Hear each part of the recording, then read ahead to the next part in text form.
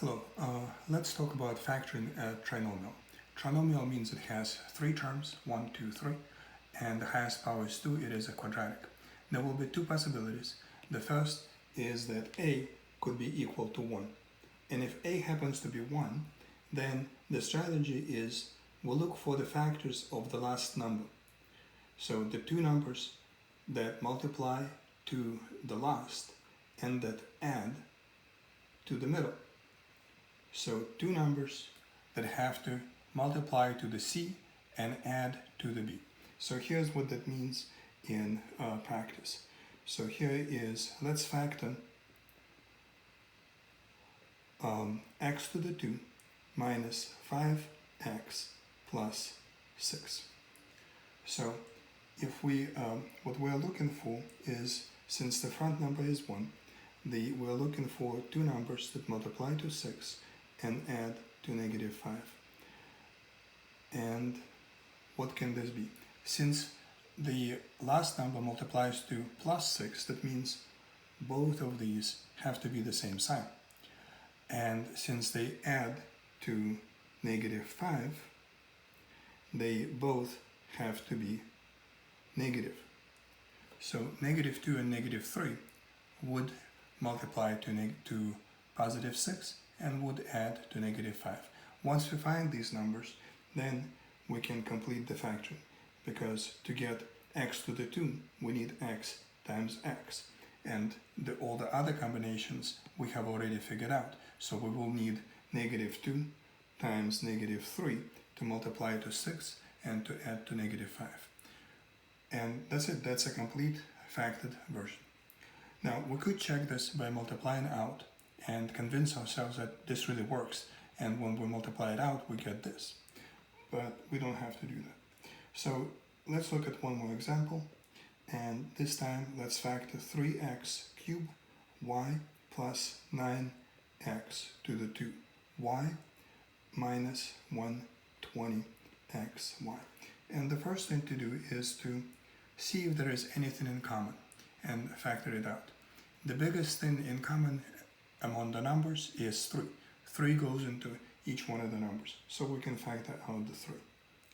Looking at the x's, we have 3 of them in the first term, 2 in the second, 1 in the last.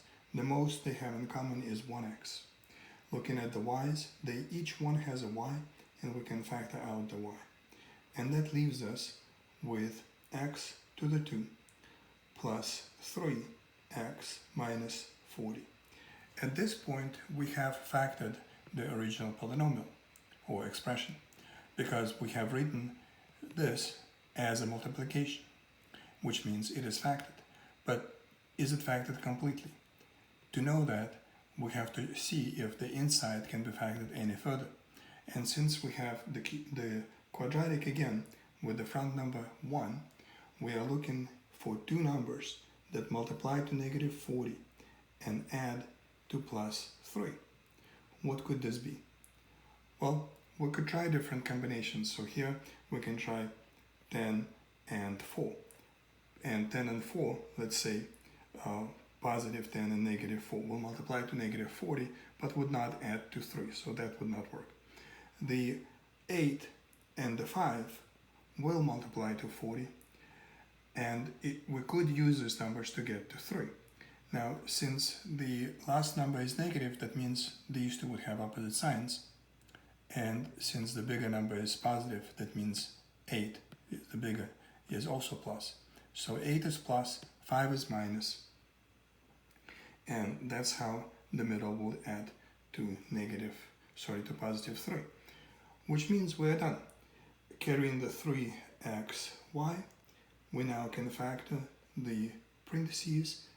To get x, we need x squared is x times x. And to get negative 40 and the 3, we need negative 5 and a positive 8. And this is a complete factored version of our original expression.